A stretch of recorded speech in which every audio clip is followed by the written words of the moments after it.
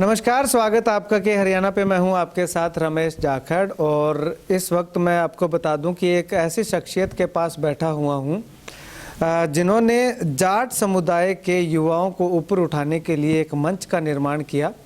और वैसे तो आपने लगातार देखे होंगे कि प्रजापति समाज के विद्यार्थी जो हैं उनको सम्मानित करने के लिए प्रजापति समाज का एक मंच बनाया गया था। और उसके बाद अग्रवाल समाज की अगर बात करूं तो तमाम तरह के समाज जो हैं उन्होंने अपने समाज के उत्कृष्ट युवाओं को सम्मानित करने के लिए एक मंच बनाया हुआ। तो इसी तर्ज पे जाट समाज के युवाओं को उनके उत्कृष्ट प्रदर्शन करने के लिए सम्मानित करने के लिए एक युवा जाट समाज के नाम से एक मंच बनाया गया है। वो मंच किस तरह से काम करता है, उसके जो आयोजन करता है, जो उसके निर्माण करता है, वो राजेंद्र कड़वासरा जी हैं, हमारे साथ मौजूद हैं इस वक्त। इनसे उस मंच पे चर्चा करते हैं। सर, मंच आपने बनाया है युवा जाट समाज के नाम से, तो क्या कुछ कहना चाहेंगे? इस मंच का निर्माण जो है वो क्यों करना पड़ा? क्या इससे पहले कोई मंच नहीं बनाया गया था? देखिए जाखड़ साहब, आपने मेरे से प्रश्न किया कि मंच क्यों बनाया गया। भारत देश है, इसकी विविधता ये है कि ये गाँव का देश है और भिन्न भिन्न समुदायों का देश है। हमारे यहाँ पहनावा, भाषा, बोली, खान पान भिन्न हो सकता है और हम सब मिलकर फिर भी इस देश को हिंदुस्तान के रूप में बनाते हैं और अपने आप को इस देश के बेटे और बेटियां समझते हैं। जो भारतीय युवा जाट विकास मंच है, इसको क्यों बनाया गया, इसके पीछे दो तीन कारण है।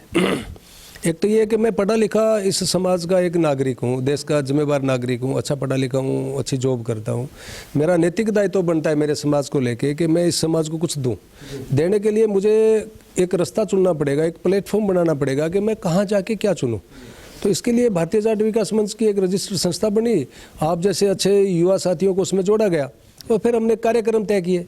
जैसे महाराजा सूरजमल बलिदान दिवस है, महाराजा सूरजमल जन्म दिवस है, इसके माध्यम से हमने फिर छात्रवृत्ति योजनाएं शुरू करी। जैसा आपने कहा युवा, हम तो कहते हैं युवा नहीं, हम तो पूरे समाज के लिए अच्छा काम करना चाहते हैं। समाज, जाट समाज मजबूत समाज है, जमीन से जुड़ा हुआ समाज है। इसने बहुत अच्छे उत्कृष्ट खिलाड़ी, बहुत अच्छे सैनिक और सैनिक नहीं वीर सैनिक दिए जिन्होंने हंसते हंसते इस माँ भारती के लिए अपने प्राण न्यौछावर करे। हमारे यहाँ माताओं ने जब बेटे गए फौज में भर्ती हो गए देश की सीमाओं पे, तो माताओं ने तिलक किया और ये कहा कि गोली लगे तो सीने पे लगे, पीठ में न लगे, मेरे दूध को लाज मत ले जाना। ऐसी हमारी संस्कृति विरासत है। और आज वर्तमान समय देखें, मुझे पीड़ा ये हुई कि ये ऐसा उच्चा समाज जिसने 36 बरादरी को साथ लेके, आप देखिए मैं एक उदाहरण को कोट कर रहा हूँ। आप गांव में रहने वाले समाज से मिलिए, गांव की संरचना देखिए कि गांव के बीच में सुनियार की दुकान, बीच में ही जिससे करियाना सामान हम लेते हैं उनकी दुकान, बीच में कपड़े की, आजकल कपड़े की दुकान, और तो और जूती का काम करने वाले ने चर्मकार जो चमड़े का काम करते तो उनका भी गांव के बीच में मकान, बढ़ई का भी गांव के बीच में, दर्जी का भी बीच में। इसका मायने क्या है? यानी इस देखिए परिस्थितियां देखिए कि जब गांव बसाए गए तो जो हाथ का काम करने वाले थे उन लोगों को बीच में बसा कर हमने चारों ओर अपने मकान बनाए कि कोई भी समस्या आएगी तो हम उससे जूझेंगे, आप हमारे अपने हो। तो हमने तो समरस समाज की कल्पना करके ऐसी व्यवस्था करी। और फिर दूसरा उदाहरण देखिए कि गांव के अंदर, शहरों के अंदर ये चीज़ नहीं है क्योंकि मॉडिफाई हो चुके हैं, नया जीवन शैली अपना चुके। गांव में अभी भी धर्मेला यानी भाई बनाया जाता है, जिसके भाई 4 हो चाहे ना हो, तो वो उसको धर्म भाई के नाम से जाना जाता है। उसमें कपड़े का अदल बदल होती है कि हमने कपड़ा बदल लिया, कपड़ा बदल भाई भी बोलते हैं, अलग अलग भाषाएं हैं अलग अलग क्षेत्र की। यहाँ धर्म भाई के नाम से जाना जाता है। आप देखिए कि एक जाट बरादरी का चाहे कितना ही बड़ा किसान, कितना ही बड़ा जमींदार हो, वो धर्म भाई किसको बनाता है? वो चमार को, धानक को, वाल्मीकि यानी एससी बरादरी को ज़्यादा भाई बनाता है। क्यों? क्योंकि वो ये चाहता है कि तू मेरा भाई के नाते मेरे साथ रहे, तेरे को कहीं भी ऊंच नीच का। देखिए जातियाँ किसने बनाई हम नहीं जानते। अब मैं वर्तमान परिस्थितियों में मैं अपने समाज को साथ लेके कैसे चल सकता हूँ, ये मेरे हाथ में है। वो हम इस तरह की योजना हम करके चलते हैं। दूसरी बात, आपने कहा कि ऐसी क्या, जैसे अग्रवाल समाज है, जैसे प्रजापति समाज है, वो युवाओं को मोटिवेट करते हैं।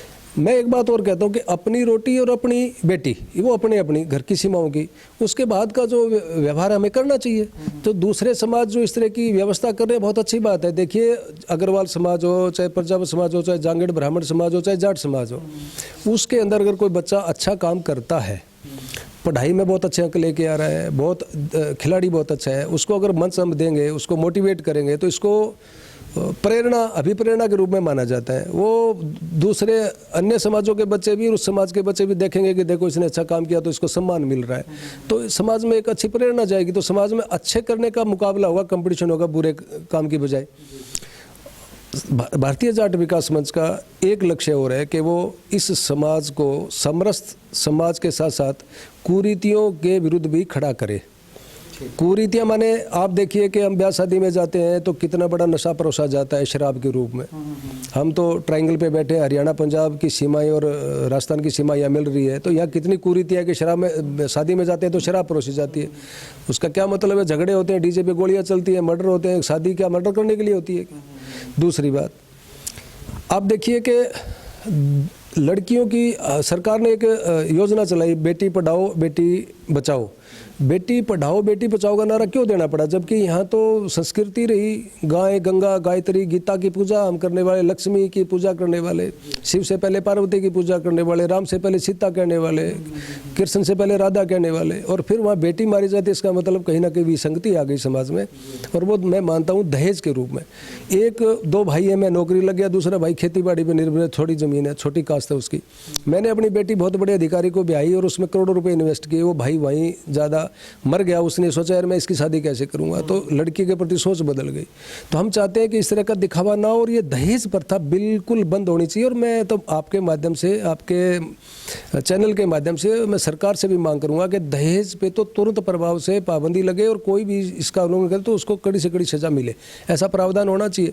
तो भारतीय जाट विकास मंच दहेज के विरुद्ध भी अभियान चला रहा है और हम शपथ ले रहे हैं, युवाओं को शपथ ले रहे हैं कि हम शादी करेंगे बिना दहेज के। एक मृत्यु जो बहुत बड़ी बीमारी है, घर से एक जान जा रही है, घर से एक बड़ा बुजुर्ग की मौत हो रही है और वहाँ सब रिश्तेदार मिल के बैठ के और वहाँ मिठाइयाँ खा रहे हैं, मिठाइयाँ बांट रही है, बहुत बड़ी कुप्रथा है। हम काहे के पढ़े लिखे लोग हैं, ये समाज आगे आने चाहिए कि ये समाज पीछे आने का काम कर रहा है। तो ये सारी जो बातें हैं इनको लेके भारतीय जाट विकास मंच बड़ा सजग है, बहुत अच्छे युवा इससे जुड़े हुए, बहुत समाज के अच्छे अच्छे डॉक्टर वकील एडवोकेट सब जुड़े हुए। एक बात और, समाज के अंदर झगड़े होते हैं और कहते हैं भारत के अंदर जातियों का झगड़ा होता है।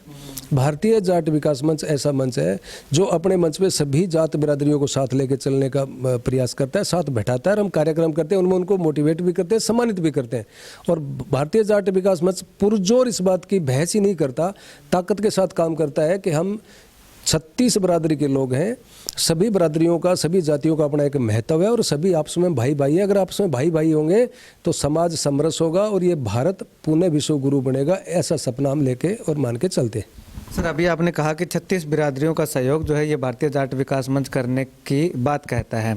अब अगर बात करें तो जिस प्रकार से मैंने आपके पीछे काफ़ी प्रोग्राम देखे हैं, कवर भी किए हैं कुछ एक, तो उसमें जाट समाज के जितने युवा हैं जिन्होंने पढ़ाई के क्षेत्र में या खेल के क्षेत्र में जो उत्कृष्ट प्रदर्शन किया उनको सम्मानित किया गया।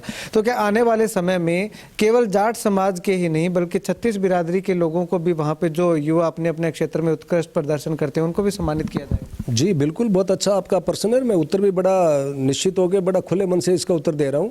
मुझे पता है कि ये बात चैनलों पे चलनी है। देखिए, भारतीय जाट विकास मंच अभी एक बहुत जल्दी एक कार्य करने वाला है बहुत बड़ा, वो है शैक्षणिक संस्थान के रूप में। उसके लिए कई पंचायतों की ऑफर आ चुकी है, 10, 12, 15 एकड़ की। वो हम उसका एक प्रोसेस ढूंढ रहे हैं, किस प्रोसेस वो हमारे पास आए, हम फिर उसमें एक स्कूल खड़ी करेंगे।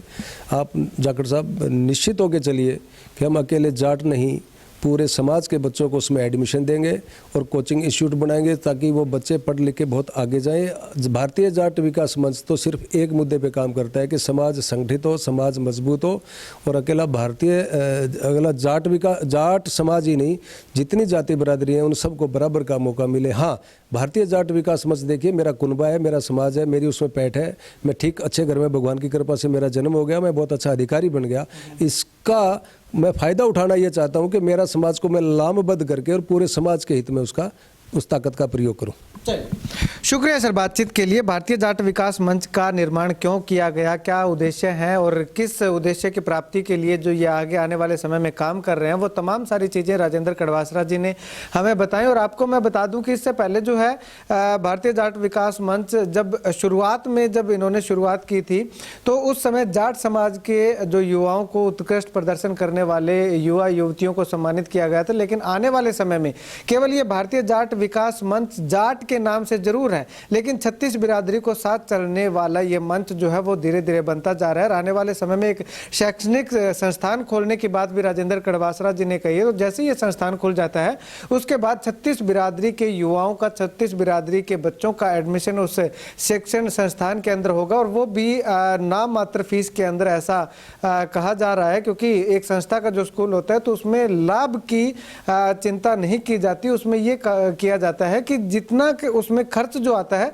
वो खर्च जो है वो पूरा हो जाए। तो ऐसे में जाहिर सी बात है कि दूसरे जो प्राइवेट स्कूल हैं या निजी शिक्षण संस्थान है उनसे फीस जो है उस संस्थान की कम ही होगी। तो आप इस प्रयास के बारे में क्या कुछ कहते हैं, कमेंट करके बताइएगा। और भारतीय जाट विकास मंच के जो संस्थापक राजेंद्र कड़वासरा जी ने भारतीय जाट विकास मंच के बारे में जो बातें बताई उनसे आप कितना सहमत हैं, क्या कुछ उन पे कमेंट करना चाहते हैं, आप कमेंट करके हमें अपनी राय बता सकते हैं। अगर आपको ये भारतीय जाट विकास मंच का राजेंद्र कड़वासरा जी का प्रयास जो है वो अच्छा लगता है तो आप इस वीडियो को ज़्यादा से ज़्यादा शेयर करें, ताकि 36 बिरादरी के लोगों का आपसी भाईचारा जो है उसको बनाए रखने में, बढ़ाने में हम एक अपना अनूठा योगदान दे सकें। कैमरा सहयोगी सुनील के साथ रमेश जाखड़ के हरियाणा।